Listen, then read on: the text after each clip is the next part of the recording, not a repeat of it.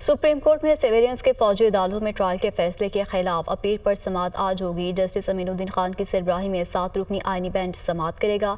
मजीद बात करने के लिए हमारे साथ मौजूद हैं हसीब मलिक। हसीब, बताएगा समाअत आज होने जा रही है, बेंच में कौन कौन शामिल है?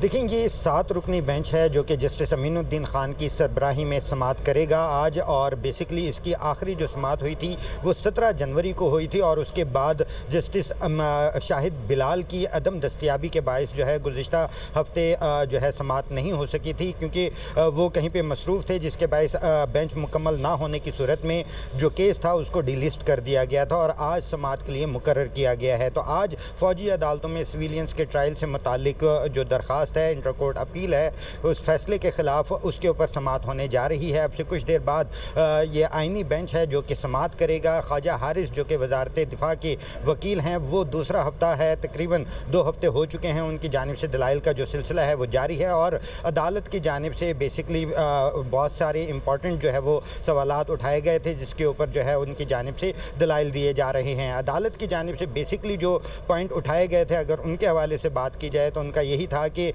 9 मई का जो वाक़या था उसके अंदर तकरीबन 500 से ज़ायद जो मुल्ज़िमान थे, उनमें से मखसूस लोगों को चुन के जो है उनके फ़ौजी अदालतों में ट्रायल किया जा रहा है। तो इसका कोई बाकायदा कोई ऑर्डर है तो वो जो है वो अदालत के सामने पेश करें। जबकि ख्वाजा हारिस की जानिब से जो दलाइल दिए गए थे, उनका ये मौक़िफ़ था कि सिविलियंस का जो है वो ट्रायल हो सकता है फ़ौजी अदालतों में और उनकी जानिब से मुख्तलिफ़ फ़ैसलों के हवाले भी दिए गए थे और जो है कानूनी नुकात से मुतालिक अदालत को जो है वो